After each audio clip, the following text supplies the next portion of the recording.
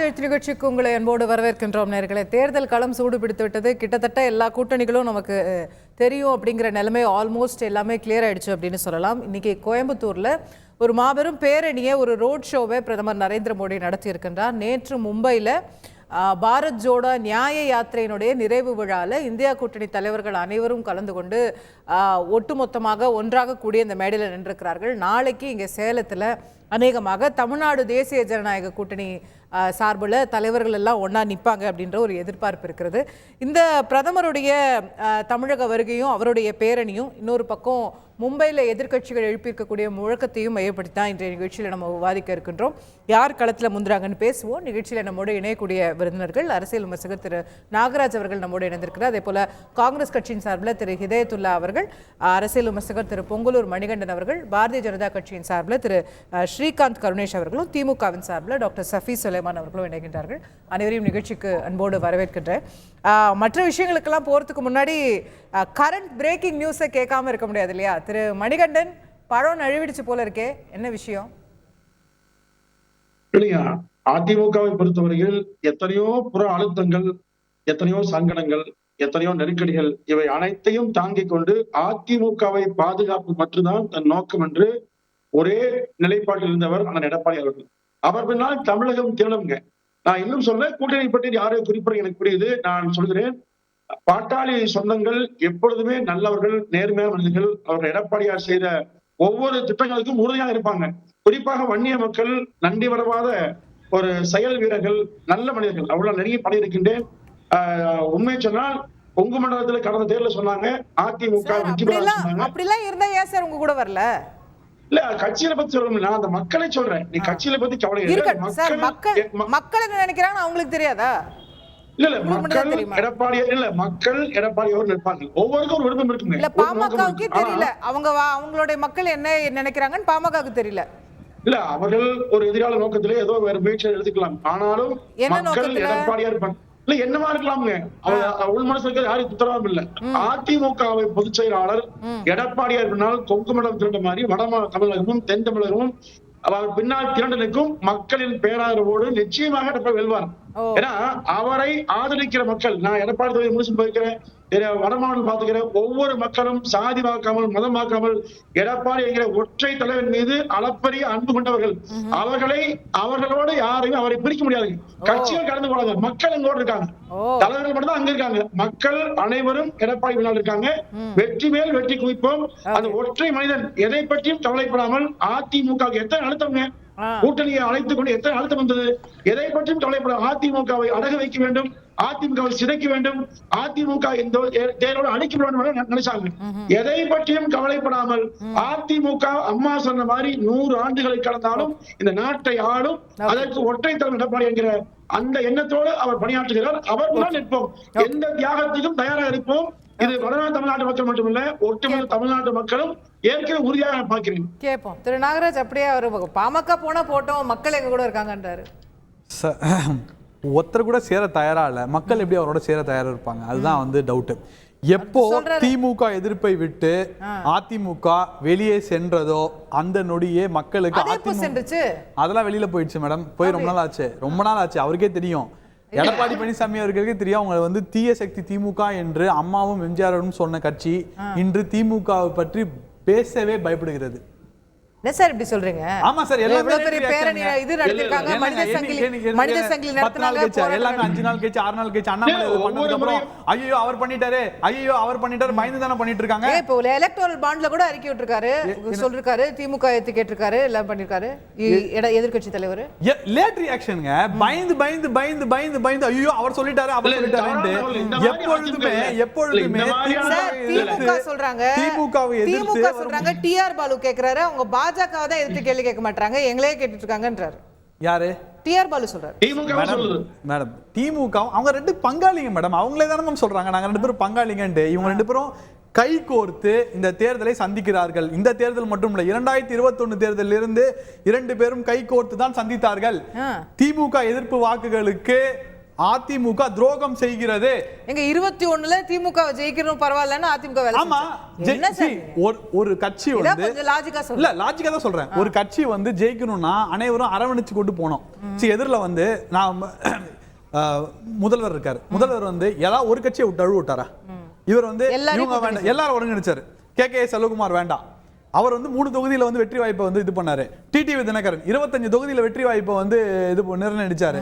இவர் யாரெல்லாம் வேண்டாம் வேண்டாம் வேண்டாம் வேண்டாம் வேண்டாம் என்று சொன்னார்களோ அவருக்கு அனைவரும் ஸ்பாயில் ஸ்போர்ட் பண்ணாங்க. 21 தேர்தல்ல 21 தேர்தல் அப்படி எல்லாம் செஞ்சு திமுக ஜெயிக்க வச்சாரு. திமுகவை தான் ஜெயிக்க வச்சிட்டு இருக்காரு தொடர்ந்து. அவரு வித்தியாசமான தியரியா இருக்கு. நான் திமுக இதை பற்றி நம்ம விளக்கம் கேட்போம். திரு பொங்கலூர் மணிகண்டன் சுருக்கமா பதில் சொல்ல விரும்பினா. இல்ல 2011 இதே மாதிரி திமுக பெரிய கூட்டணியை கட்டமைச்சிருங்க. அன்றைக்கு அம்மாவினால யாருமே இல்லாத மாதிரி தோற்றம் அளிச்சது.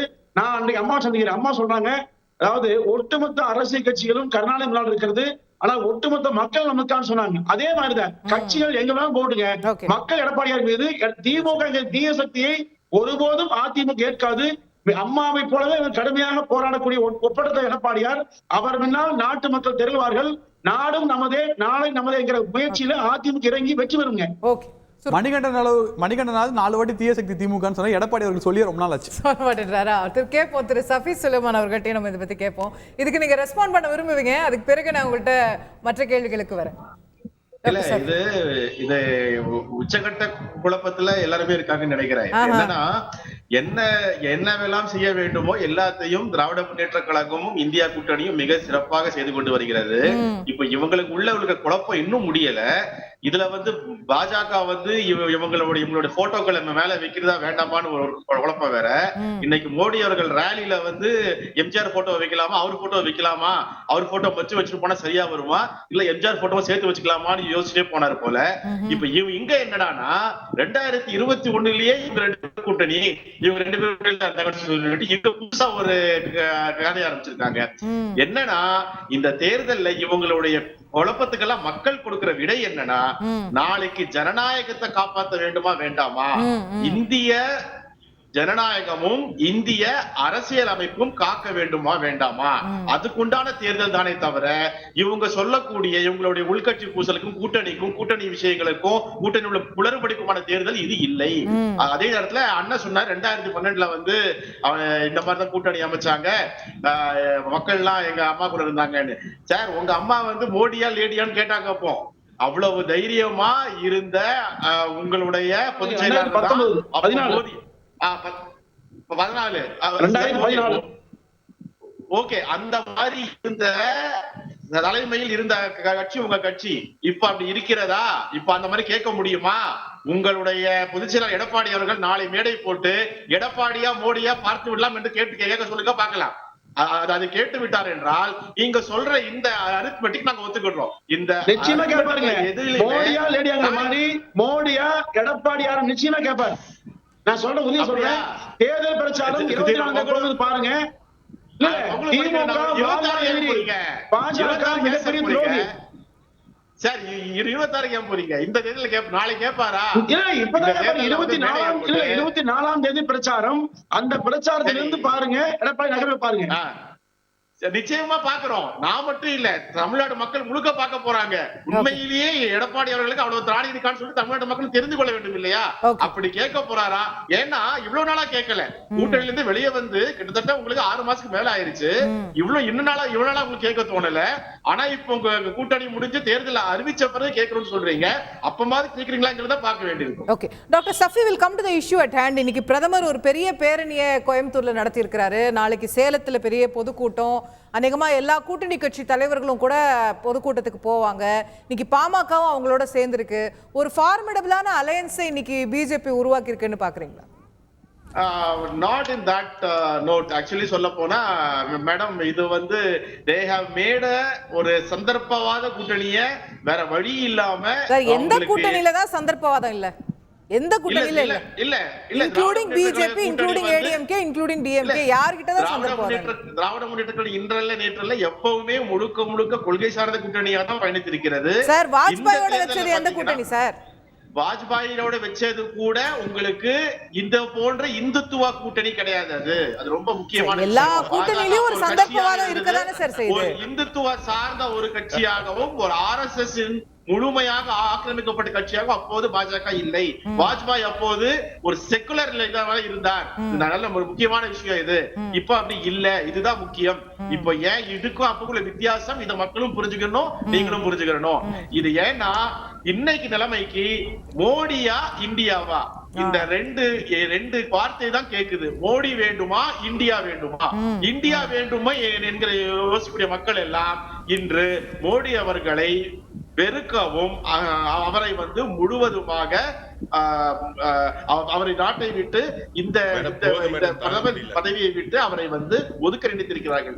இந்த அவரை ஒதுக்க நினைக்கும் போது இந்திய அரசியல் அமைப்பு காக்கப்படும், ஜனநாயகம் காக்கப்படும். ஏன்னா நம்ம பார்த்து கொண்டே இருக்கிறோம், காஷ்மீர்ல தேர்தலே இல்ல, டெல்லியில அவங்க பண்ணக்கூடிய விஷயங்கள் நம்ம பார்த்துட்டு இருக்கோம். 9 தடவை எங்க சம்மன் அனுப்புனதை பாக்குறோம். தமிழ்நாடு, வெஸ்ட் பெங்கால், கேரளா போன்ற மாநிலங்கள்ல ஆளுநரை வச்சு அவங்க செய்யக்கூடிய அக்கிரமங்களை பார்த்து கொண்டிருக்கிறோம். இன்று ஆளுநர் திரு பொன்முடி அவர்களுக்கு பதவி பிரமாணம் செய்து வைக்க முடியாதுன்னு சொல்லி போய் நின்று கொண்டிருக்கிறார். அந்த அவ்வளவு பெரிய என்ன சொல்றது, இது this is more than an autocracy. இப்ப இதே மாதிரி இவங்களை விட்டு கொண்டிருந்தால் இந்த தேர்தல் நமது இறுதி தேர்தலா இருக்கும்னு சொல்லிட்டு முதல்வர்களே சொல்லியிருக்கிறார். அப்போ இந்த தேர்தல் எது மூலம் நம்ம பயணிக்கிறோம், எதை நோக்கி நம்ம பயணிக்கிறோம் என்பதுதான் முக்கியமே தவிர, இன்று மோடி அவர்கள் வாகனத்தில் போகலாம், பூக்கள் தூவி கொண்டு செல்லலாம், ஆனால் அவர் பயத்தின் உச்சத்தில் இருக்கிறார் என்பதே உண்மை. ஸ்ரீகாந்த் சார் சிரிக்காதீங்க, அதான் உண்மை. அதாவது யார் பயத்துல இருக்காங்கிறது வார்த்தை கூட வரமாட்டேங்குது. எழுதி கொடுத்தது தடுமாறி இங்கிலீஷ்ல படிக்கிறீங்க. யார் பயத்துல இருக்கான்னு தெரியுது. நீங்க இப்படி பேசுறீங்க. முதல்ல ஒரே ஒரு விஷயம் நான் சொல்றேன், நீங்க பேசுறது நான் குறுக்கிடவே இல்ல. சஃபி, நீங்க பேசுறது நான் குறுக்கிடவே இல்ல. பொறுமையா கேட்டு அப்புறம் உங்க கருத்தை சொல்லுங்க. சரி, இப்ப நான் என்ன சொல்றேன், முதல்ல நீங்க பேசினப்ப சொன்னீங்க யார் போட்டோ வைக்கிறதுன்னு தடுமாறுறோன்னு. மக்களுக்கு என்ன பிரச்சனை பாருங்க, யார் போட்டோ வைக்கிறதா மக்கள் பிரச்சனை? நீங்க பண்ணிருக்க ஊழல் தான் பிரச்சனை. இப்ப கொதிப்படைஞ்சு பேசுறீங்க தெரியுமா? நீங்க பொன்முடிக்கு நீங்க தராதது இமாலய குற்றம்னு. என்ன துறை அவரு? ஊழல் துறை அமைச்சர் அவரு. அதனால ஒரு ஊழல் துறை அமைச்சருக்கு, சட்டத்தினால தண்டிக்கப்பட்ட அமைச்சருக்கு, இடைக்கால தடை மட்டும் வாங்கியிருக்க அமைச்சருக்கு மறுபடியும் என்னத்துக்கு பதவி தரணும்னு நினைக்கிறீங்க? ஊழலுக்கு ஆதரவு தரீங்களா? மக்கள்லாம் உங்களை பார்த்து காரி துப்புவாங்க இந்த மாதிரி பண்ணா. அதனால மக்கள் பிரச்சனை யாரு போட்டோ போடுறீங்கிறது கிடையாது. எங்களுக்கு கூட்டணிங்கிறது நீங்க எல்லாம் பாஜகன்னு ஒண்ணு இருக்கான்னு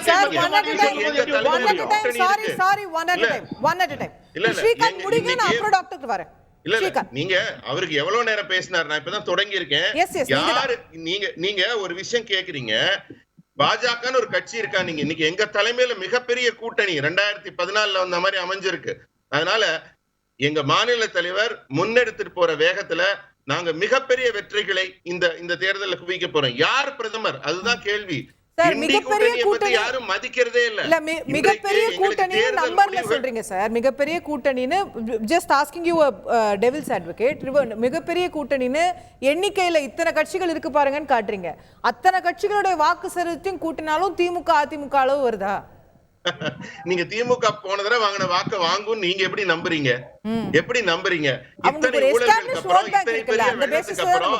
இத்தனை பெரிய வெள்ளத்துக்கு அப்புறம், இத்தனை பெரிய அவங்க அதிகார அத்துமீறலுக்கு அப்புறம், அவங்க கட்சியில இருக்கிறவர் 2000 கோடிக்கு அகில உலக அளவுல போதை மருந்து கடத்தினதுக்கு அப்புறம், இந்த மாதிரி மது ஆலைகளை திறந்து விட்டு இளம் விதவைகள்னு கதர்ன நம்ம கனிமொழி அக்காக்கு இப்ப கண்ணே தெரியல பாவம். இளம் விதவைகள் இல்ல போல இருக்கு.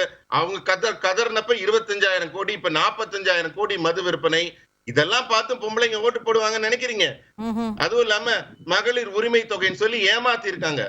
1.5 கோடி மக்கள் ஏமாந்து போய் நிக்கிறாங்க உரிமை தொகை கிடைக்காம. அதனால சொல்றது ஒண்ணு, செய்யறது ஒண்ணு. இதனால அந்த இண்டி கூட்டணியில இருக்கிற திமுகவுக்கும் காங்கிரசுக்கும் ஏமாற்றம் தான் மிகப்பெரிய ஒரு பதிலாக இந்த முறை இருக்கும். நாங்க மாபெரும் வெற்றியை குவிப்போம் கருத்து கணிப்புல. அதே மாதிரி மோடியா லேடியா அப்படின்னு அவங்க கேட்டாங்க. அந்த மாதிரி அதிமுக எடப்பாடி கேப்பார்னு வேற சகோதரர் சொன்னாரு. நான் சொல்றேன், நீங்க என்ன வேணா கேளுங்க, ஆனாலும் இன்றைக்கு மோடி தான் அடுத்த பிரதமர் என்பது முடிவு செய்யப்பட்டது. இந்தியாவின் அத்தனை ஊடகங்களும் அத்தனை கருத்து கணிப்புகளும் மிக தெளிவாக சொல்கிறது அடுத்த பிரதமர் மோடி தான். உங்க ஊடகங்களா சார் அதெல்லாம்? கருத்து கணிப்பு சொன்னா எலெக்ஷன் ரிசல்ட் சொல்லணும்ல. நீங்க சொல்லுங்க, தமிழ்நாட்டுல எத்தனை சேனல் நாங்க வச்சிருக்கோம்? நீங்க தான் எல்லா சேனலையும் மிரட்டுறீங்க. எல்லா சேனலையும் ஓகே ஓகே இல்ல எலக்ட்ரல் பாண்ட் பார்த்தா தெரியுமே. அடுத்த லிஸ்ட் வந்தா தெரிஞ்சிருமே. ஓகே நல்ல விஷயம் எடுத்துட்டீங்க.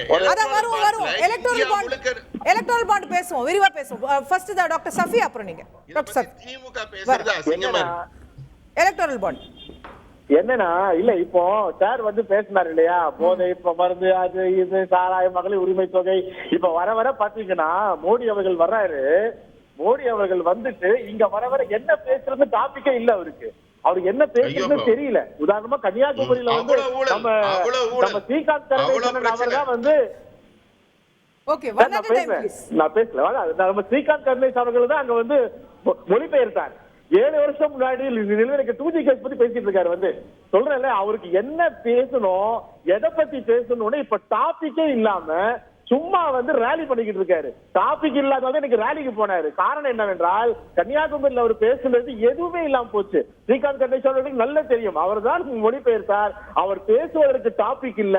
இப்ப போதை விஷயம் பத்தி பேசினாங்க, அதை பத்தி ஏன் பேசவே இல்ல? ஸ்டேஜ்ல பேசிருக்கலாமே. பேசாததுக்கு காரணம் என்ன? காரணம் என்னவென்றால் அவர் முதல்வராக இருந்த குஜராத் போர்ட்ல இருந்தா எல்லாம் வெளியே வருது. அது அவருக்கு எல்லாமே தெரியும். அவர் தெரிஞ்சதுனாலதான் அதை பத்தி மேடையில பேச மாட்டேங்கிறார். இது வந்து அதாவது பேசிருக்காரு, சென்னையில பேசினாரு, தென் சென்னையில பேசினாருன்னு நினைக்கிறேன். தென் சென்னையில பேசினாரு. அதுக்கப்புறம் அதை பத்தி பேசவே மாட்டேங்கிறார். ஏன் பேச மாட்டேங்கிறார்? இன்னொன்னு, இப்ப நீங்க சொன்னீங்க எலக்ட்ரல் பாண்ட் பத்தி, உலகமே திரும்பி பாக்குது. இப்போ நம்ம 7.5 லட்சம் கோடிக்கு அடுத்தது எலக்ட்ரல் பாண்ட் தான்.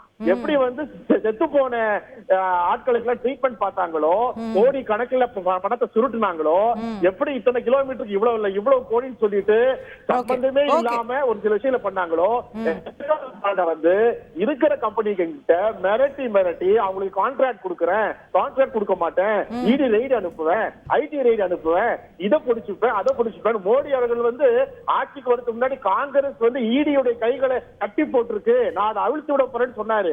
இப்பதான் தெரியும் அவர் ஏன் அவிழ்த்து விட்டாருன்னு. இவ்வளவு பணத்தை சுருட்டணும், இவங்களுக்கு எல்லாம் இவ்வளவு லாபகமா பணத்தை சுருட்டி வச்சிருக்குன்னு சொல்லிட்டு எலக்ட்ரல் பாண்ட மிக சாதுரியமாக ஊழலை வந்து மிக பட்டவர்த்தமாக அதை வந்து லீகலைஸ் பண்ணிருக்காரு. மன்மோகன் சிங் தான் தெளிவா சொன்னாரு. இந்த ஊழலை வந்து இருக்கிற கம்பெனிகள்கிட்ட எல்லாம் எவ்வளவுலாம் சுருட்ட முடியுமோ பாஜக அவ்வளவு சுருட்டி இருக்கிறது. தேவையான அதன் மூலம் செய்திருக்கிறார்கள். அதுதான். அதாவது இப்ப சஃபி சொன்னாரு, நல்ல எனக்கு 2 பாயிண்ட் தான். எப்பவுமே டாக்டர் எனக்கு நல்ல பாயிண்ட்ஸ் எடுத்து தருவாரு. அதே மாதிரி குஜராத்ல நிறைய பிடிபட்டுச்சுன்னாங்க. நாங்க குஜராத்ல போதை மருந்த பிடிக்கிறோம், இவங்க வளர்க்கறாங்க, இவங்க தூண்டுறாங்க. திமுகல இங்க சௌகரியமா இருக்கு. திமுக ஆட்சி வந்து போதையும் மருந்தையும் கட்சிக்காரங்களை வச்சே செய்யறாங்க. தமிழ்நாட்டுக்குள்ள திமுக காரங்களால கடத்தப்படுற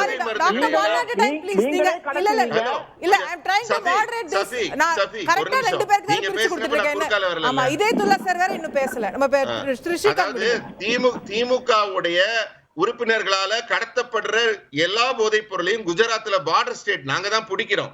அதே மாதிரி இன்னொரு விஷயம், எலக்ட்ரல் பாண்ட்னு ஒரு காமெடி சொல்றாரு. மொத்த இந்தியாவையும் ஆள்ற எங்களுக்கு வந்துச்சு எலக்ட்ரல் பாண்ட், பரவாயில்ல. இத்ரோண்டு ஸ்டேட் தமிழ்நாட்டுல இருக்க உங்களுக்கு ஒரு லாட்ரி எப்படி 600 கோடி ஒரே ஆள் எப்படி கொடுத்தான்? ஒரே ஆளு எப்படி கொடுத்தான்? பரவாயில்லங்கிற மாதிரி இருக்கு. ஹலோ, ஒரே ஆளு இல்ல ஒரு நிமிஷம் எனக்கு ஒண்ணு சொல்லுங்க. தமிழ்நாட்டுல ஒரே ஆளு 600 கோடி ரூபாய் ஏன் கொடுக்குறாரு உங்களுக்கு? எப்படி வாங்குனீங்க 600 கோடி? அதே எலக்ட்ரல் பாண்ட்ல வாங்கல. உங்களுக்கு என்ன அருகதை இருக்கு பேசுறதுக்கு? எங்களுக்கு நிறைய கம்பெனிகள், சின்ன சின்ன கம்பெனிகள் கொஞ்சம் கொஞ்சமா கொடுத்திருக்கு. ஒட்டுக்கா ஒரே ஆள் கிட்ட இருந்து 600 கோடி ரூபாய் என்ன ஆதாயத்துக்காக வாங்குனீங்க? முட்டாளா நீங்க ஒரே ஆள் கிட்ட இருந்து. நாங்க சின்ன சின்ன நிறைய பேர் வாங்கியிருக்கோம். 8000 கோடி வந்து இதுவரை இன்னும் எவ்வளவு வாங்கிருக்கீங்க? அந்த பிஎம் கேர்ஸ் பார்த்தா இன்னும் தெரியும். அந்த பிஎம் கேர்ஸ் பார்த்தா இன்னும் யாருக்கு எவ்வளவு வாங்கிருக்கீங்கன்னு தெரியும். அந்த பிஎம் கேர்ஸ் வெளியே வரல. உங்களோட பழைய நிதி அமைச்சர் சொன்னார் தெரியுமா, பிஎம் கேர்ஸ் வெளியே வரலங்க. மச்சான் 30,000 கோடி கொள்ளையடிச்சிருக்காங்கன்னு. அந்த பணத்தை கருப்பு வெள்ளையாக்குறதுக்கு உங்களை மாதிரி நாங்க பயன்படுத்தல சார். பிஎம் கேர்ஸ் இன்னும் வெளியே வரல. சஃபி, நான் சொல்றத கேட்டுட்டு பதில் சொல்லுங்க. எப்ப கூட கூட கத்தாதீங்க. உங்களுக்கு எப்பவுமே இது ஒரு பழக்கம். உங்க அமைச்சரும் உங்க விளையாட்டுத்துறை அமைச்சரும் அவர் மச்சானோ 30,000 கோடி அடிச்சிட்டாங்கன்னு உங்க பைனான்ஸ் மினிஸ்டர் சொன்னார் தெரியுமா. அந்த கருப்பு பணத்தை வெள்ளையாக்க நீங்க இந்த பாண்டை பயன்படுத்துறீங்க. மறுப்பு தெரிவிச்சாரு. ஆனா 15 லட்சம் போடுவேன்னு சொன்ன உங்க மோடி மறுப்பு தெரிவிக்கல. அவரை பதவி விட்டு நீங்க 15 லட்சம் ஒவ்வொரு அக்கவுண்ட்டுக்கும் போடுவேன்னு சொன்ன உங்க மறுப்பு தெரிவிக்கவில்லை. இத மறுப்பு தெரிவிச்ச எங்க அமைச்சர் போல 15 லட்சம் தருவேன்னு சொன்ன பாரத மறுப்பு தெரிவிச்ச ஏன் சார் நீங்க எப்ப போடுவீங்க? பதவி விட்டு நீங்க 15 லட்சம் எப்ப போடுவீங்க? மறுப்பு தெரிவிச்ச ஏன் பதவி விட்டு நீக்கிறீங்க? 15 லட்சம் எப்ப போடுவீங்க? உங்க பிரதமர் யாரு ஹெல்ப் பண்ணல? திரு இதயத்துல்லா அவர்கள் ரொம்ப நேரமா பேசல. திரு இதயத்துல்லா 10 தொகுதி மகிழ்ச்சியா? சொல்லுங்க. மகிழ்ச்சிதாமா, எங்களுக்கு மகிழ்ச்சிதாமா, எப்பொழுதும் மகிழ்ச்சிதாமா. திருச்சி இல்லையே, தேனி இல்லையேன்ற வருத்தம் எல்லாம் இல்லையா? இதெல்லாம் ஒவ்வொரு டர்ன் வரும்போது மாறிக்கிட்டே இருக்கும். எல்லாருக்கும் எல்லா வாய்ப்பும் கொடுக்கணுங்கிற அடிப்படையில் சில கட்சிகளுக்கு கொடுக்குறாங்க, சில கட்சிகள் வேற கொடுத்துட்றாங்க. அவ்வளோதான். எல்லாருக்கும் ஒற்றுமையா பேசி கொடுத்துருக்காங்க. அதுல இப்போ பாஜக கூட்டணி கருத்தோட இருக்கான். பாஜக கூட்டணியிலும் அதே போல பாருங்க, நாங்க எத்தனை கட்சிகளை வச்சிருக்கோம் சொல்றாரு திரு ஸ்ரீகாந்த். இவ்வளவு பெரிய கூட்டணியை உருவாக்கி இருக்கோம்னு. ஏமா, பாஜக கூட்டணி உள்ள கட்சிகள் பூரா உங்களுக்கு நன்றாக தெரியும். திமுக கூட்டணியுடைய கட்சிகளுடைய பலமும் ஸ்ட்ரென்த்தும் உங்களுக்கு நல்லா தெரியும். அங்கே பூரா தனிநபர் கட்சிகள், இன்னும் சொல்ல போனா ஒரு எம்எல்ஏ சீட்டுக்கு கூட பெறாத கட்சிகள் அங்கே கூட்டணின்னு சேர்ந்திருக்காங்க. எப்படின்னா, ஏற்கனவே திரு மோடி அவர்கள் தலைமையில் 36 கட்சிகள் சேர்ந்தாங்க பாருங்க, ஒரு எம்பி கூட இல்லாத கட்சிகள். அந்த மாதிரி இப்ப தமிழ்நாட்டிலையும் அப்படித்தான் சேர்ந்திருக்காங்கம்மா. காங்கிரஸோட பலம் தெரியுமா? உங்களுக்கு காங்கிரஸோட பலம் தெரியுமா இப்ப எவ்வளவுன்னு? நீங்க குறுக்க பேச வேண்டியது தம்பி. நீங்க அறநெறி இல்லாம போதைப் பொருளை பல்லாயிரம் கோடி கடத்துறதுக்கு காரணமான முந்திரா போட்டு அதானி போட்டு பிடிபட்டது கொஞ்சம், பிடிபடாது நிறையா. இந்தியா முழுக்க சப்ளை பண்றது பாஜகவினர்கள். மாட்டுக்கறியை சப்ளை பண்றது யார்? உலகம் முழுக்கும். மாட்டுக்கறி எதிர்ப்புன்னு சொல்லி அங்கே சிறுபான்மையை அடிக்கிறீங்க. ஆனா அந்த மாட்டுக்கறி எக்ஸ்போர்ட் பண்றது அத்தனை பேரும் பாஜகவினர்கள். இதெல்லாம் நமக்கு தெரியாதா? பேசுவது ஒன்று, நடக்கிறது ஒன்று. பேசுவது நாணம், இதை பேணுவது காமம்னு நம்ம ராவணனுக்கு சொல்ற மாதிரி, கம்பன் சொன்ன மாதிரி இருக்கு உங்க கதை. சொல்றதெல்லாம் நேர்மை. ஆனா இன்னைக்கு எவ்வளவு பெரிய ஊழல். இன்னைக்கு தேர்தல் பானுங்கிற ஊழலை நாங்க சொல்லல, இன்னைக்கு உச்ச நீதிமன்றம் சொல்லி இருக்கு. அதே நேரத்தில் நீங்க இதுவரையும் எதையெல்லாம் நீங்க பிடிச்சு வச்சிருந்தீங்க, ஈட்டிய ஐடிய தேர்தல் கமிஷனை காங்கிரஸ் வாங்கியிருக்கேன். அதாவது நாங்க வெளிப்படுறோம். நீங்க ஒரு சிஸ்டம் கொண்டு வர்றீங்க. இப்ப நாங்க இவிஎம் மிஷின் வேணாங்கிறோம். இவிஎம் மிஷின்ல சந்தேகம் இருக்கல. ஆனா வேற வழி இல்ல, தேர்தல் வந்துருச்சு.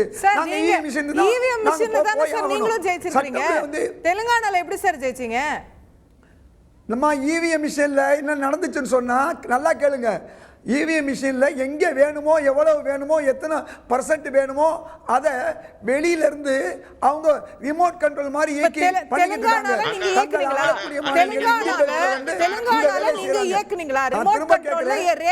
தெலுங்கானாவுடையோ தமிழ்நாட்டிலேயோ பிஜேபி வெற்றி பெற்றால் அநியாயம் நடந்துருச்சுன்னு உலகத்துக்கே தெரியும். என்ன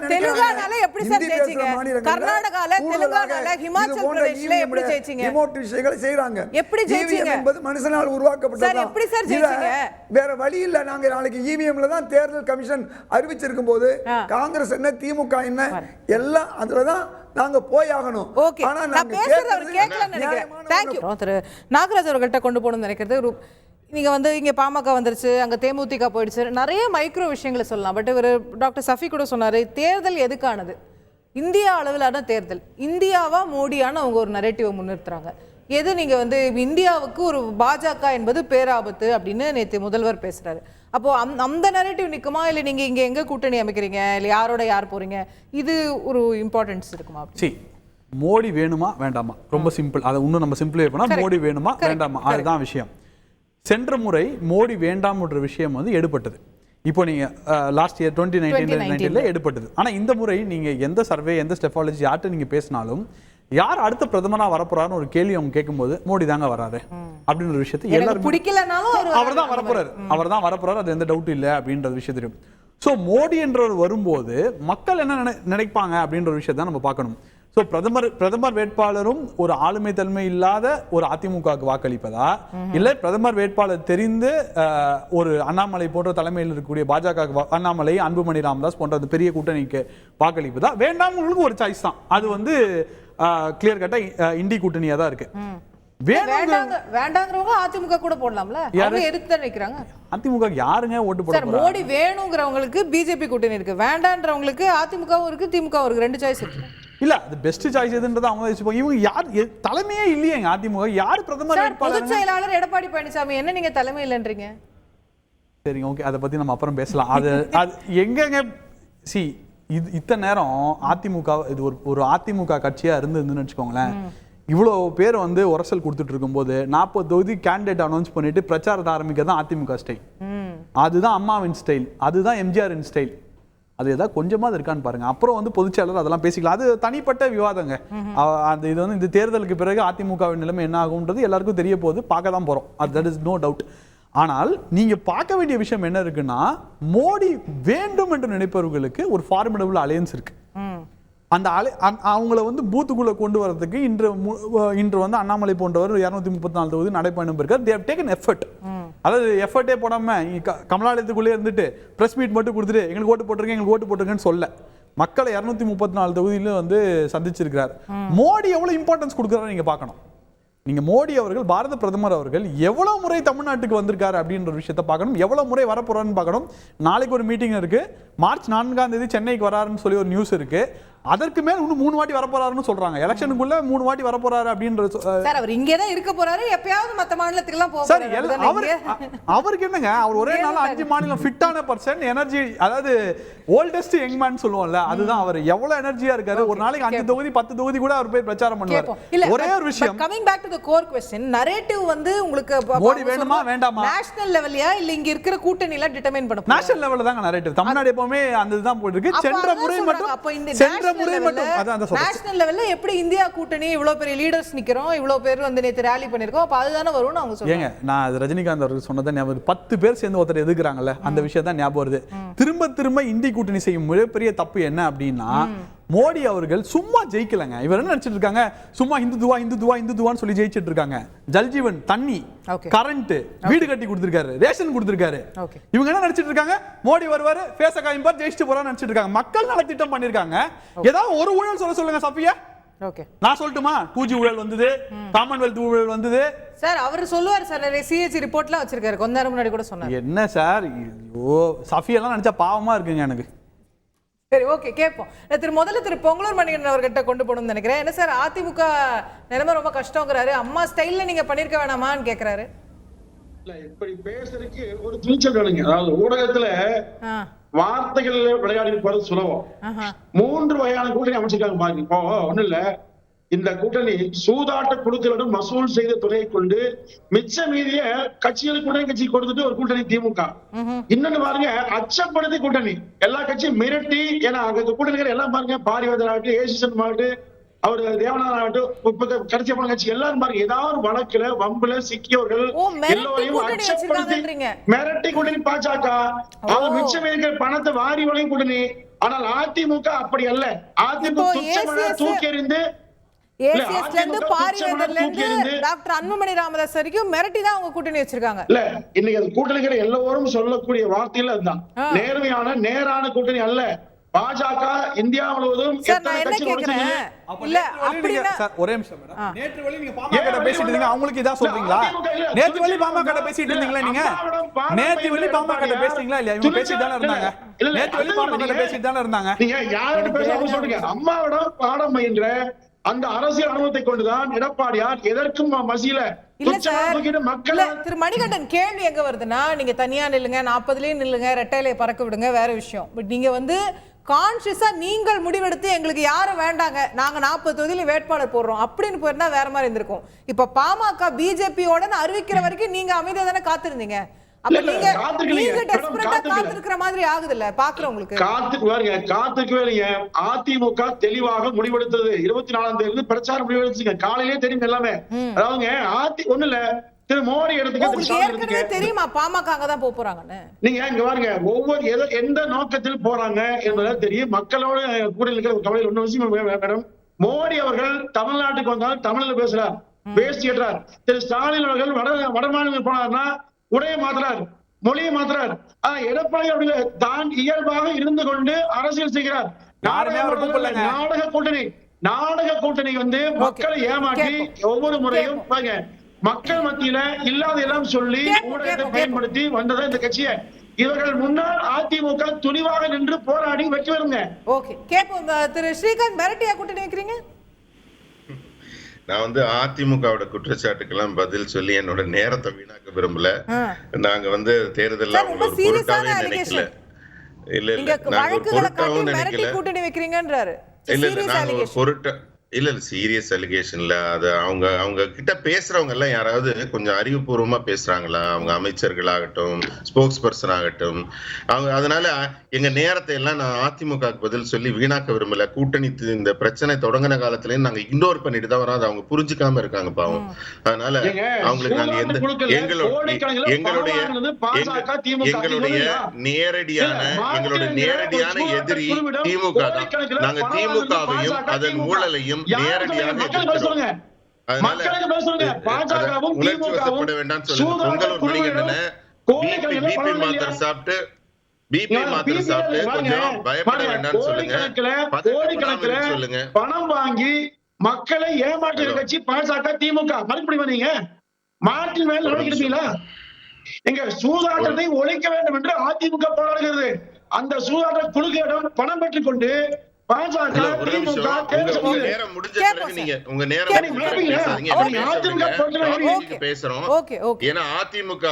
திமுக அதிமுகவும் திமுகவும் அவங்களுக்கு முடிவுரை எழுத தொடங்கி இருக்கிறாங்க. அதனால இனிமே இங்க வந்து தாமரையும் பாஜகவும் தான். நம்ம தலைப்பை ஒட்டி நான் ஒரே ஒரு கருத்தை பதிவு செய்யணும்னு நினைக்கிறேன்.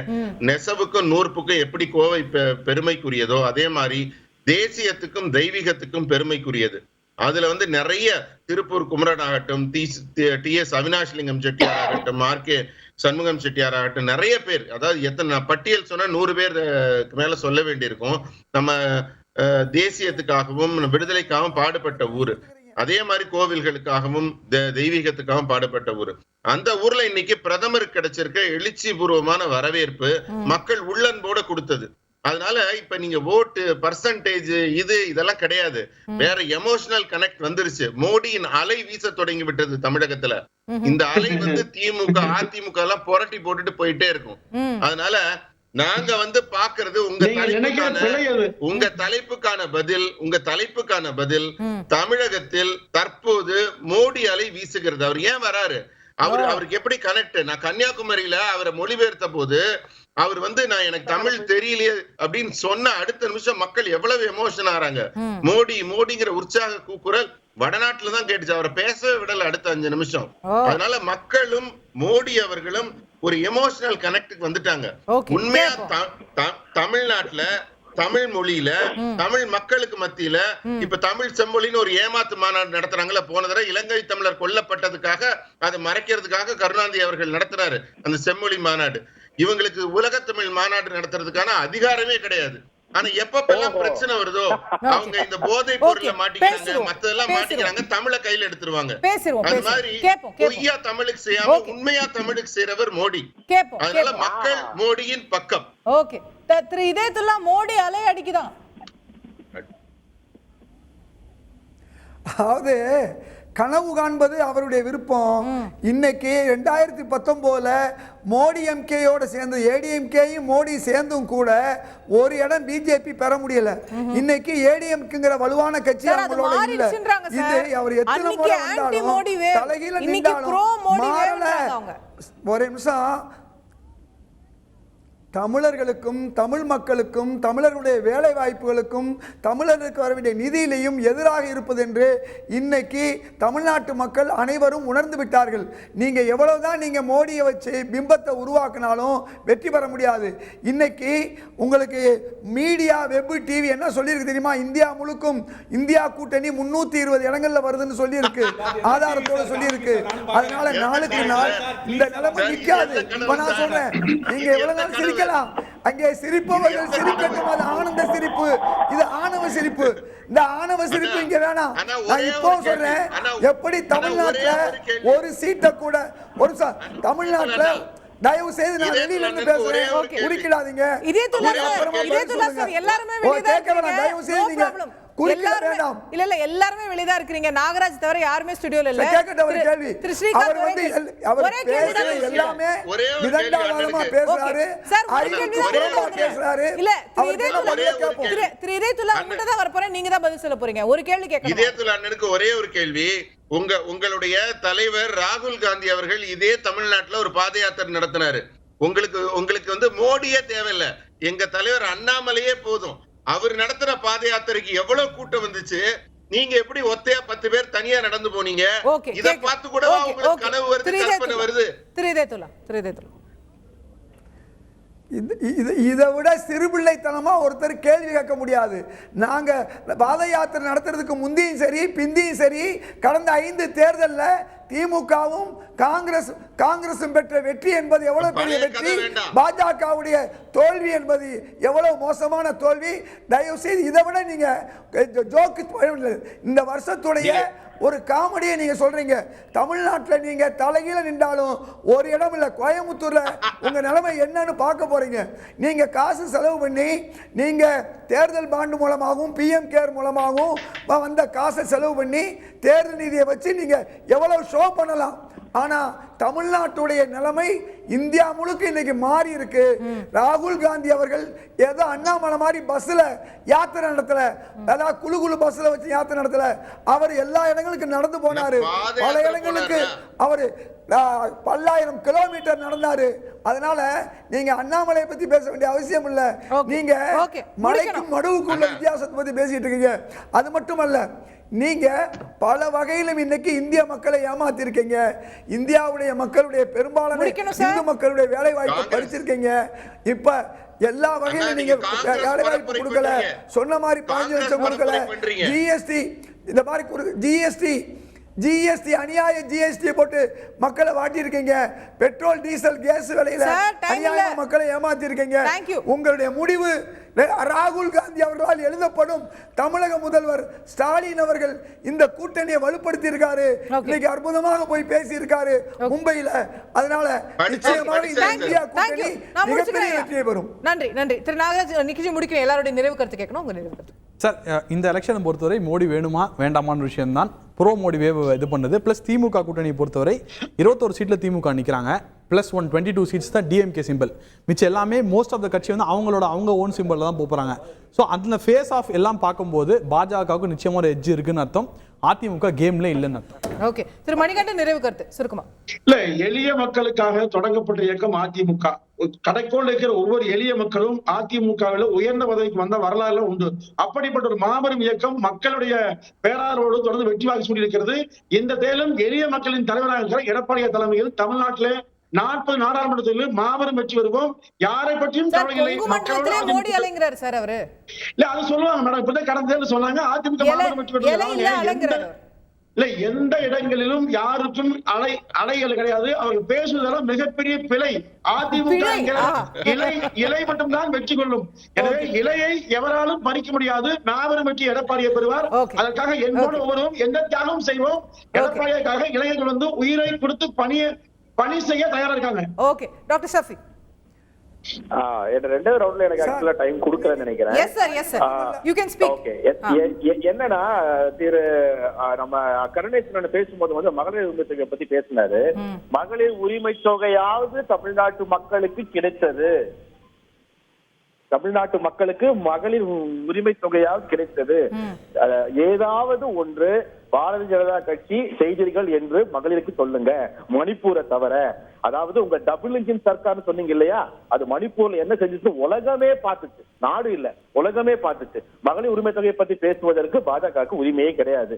இரண்டாவது, இப்ப முப்படைகளையும் வைத்திருக்கும் மோடி அவர்கள், அது இடி, ஐடி, சிபிஐன்னு முப்படைகளும் வைத்திருக்கும் மோடி அவர்கள் ஒரு காலத்துல பப்பு ராகுல் காந்தி சொன்னவரு, இன்னைக்கு வந்து இதுல ஆந்திரால போயிட்டு சக்தியை வந்து ராகுல் காந்தி வந்து ஏளனப்படுத்தி விட்டான்னு சொல்லி சொல்றாரு. அப்ப தனக்கு நேர் நிகராக ஒரு தலைவராக ராகுல் காந்தியை பார்த்து மோடி அவர்கள் பயப்படுகிறார். இது அப்பட்டமாக தெரிகிறது. இது முன்னோடு முக்கியமா வந்து நம்ம நாகராஜ் அவர்கள் பேசுறாரு, அரசியல் விமர்சகர்கள் வந்திருக்காரு, ரொம்ப சந்தோஷமா இருக்கு. ஆனா பேசும்போது மோடி வந்து விடுவார், மோடி தான் ஜெயித்து விடுவார், மோடிக்கு ஒரு எட்ஜ் இருக்கு, 10 பேர் சேர்ந்து வர கதை, சினிமா கதை சொன்னாரு. என்னன்னா அவருக்கு புரியாத ஒண்ணு என்னன்னா, அவர் பேசுறது எல்லாம் தமிழ்நாட்டுல, இது வந்து திராவிட மண். அவர் வந்து இந்த இடத்துல வந்து இந்த கதையெல்லாம் சொல்றத பார்த்தா அவரை பார்த்தா உண்மையிலே பாவமா இருக்கு. லாஸ்டா இப்போ பாஜக வந்து மோடி அவர்கள் வந்து நாங்க பட்டினியை ஒழிச்சிட்டோம், 20% கோடி மக்களை வந்து பட்டியல ஒழிச்சிட்டோம்னு சொல்ற பாஜக, அதே மோடி அவர்கள் 80% பேருக்கு ரேஷன் இலவசமா கொடுக்கணும்னு சொல்லிட்டு இருக்காரு. இதுல எவ்வளவு பெரிய முரண் இருக்குன்னு பாஜக காரங்களும் புரிஞ்சுக்கணும், மாநில தலைவர் மோடி அவர்களும் புரிஞ்சுக்கணும். ஏன்னா மக்கள் முன்ன மாதிரி கிடையாது. இல்ல சார், அவங்க அதை கார்லேட் பண்ணி தான் சொல்றாங்க. அவங்க தியரி என்னன்னா 80 கோடி பேருக்கு நாங்க அரிசி கொடுக்கறதுனால பட்னி இல்ல. இல்ல இல்ல இல்ல 25% மக்களுக்கு வந்து பட்டினி இல்லாம இருந்தாங்கன்னா 80 கோடி பேருக்கு தர வேண்டிய அவசியமே இல்லாம போகும். அதுதான் உண்மை. ஏன்னா 80% பேருக்கு நீங்க வந்து அரித்மெட்டிக் கால்குலேட் பண்ணி பாத்தீங்கன்னா சம்பந்தம் இல்லாம இருக்கு அவங்க சொல்லக்கூடிய விஷயங்கள் எல்லாமே. லாஸ்டா இந்த போதைப் பொருள் பத்தி அண்ணன் இவரு நம்ம ஸ்ரீகாந்த் கணேசன் சொன்னாரு. ஆனா ஒன்னே ஒண்ணு சொல்றேன், குஜராத்ல நீங்க பிடிக்கிறீங்களோ இல்லையோ, தமிழ்நாட்டுல நீங்க என்சிபியோட டேட்டா எடுத்து பாருங்க. என்சிபி டேட்டால போதைப் பொருள், போதை வஸ்துக்களுடைய அந்த அந்த அந்த அவங்களுக்கு பிடிக்கக்கூடிய விஷயத்துக்கு 80% மேல வந்து பணம் செலவக்கூடிய வந்து தமிழ்நாடு தான்.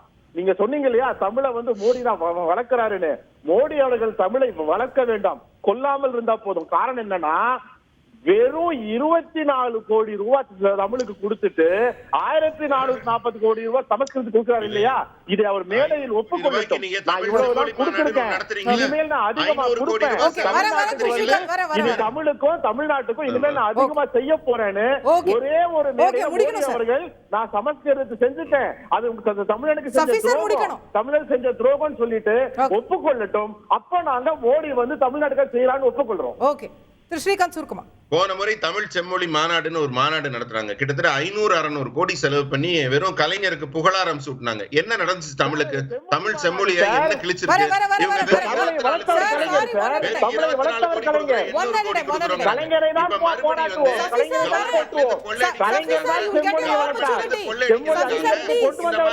ஒரு மாநாடுன்ற பெயர் சொல்லி கவர்மெண்ட்ல இருந்து இஷ்டத்துக்கு பணத்தை சுருட்டுறதுக்கு ஒரு மாநாடு நடத்துறீங்க.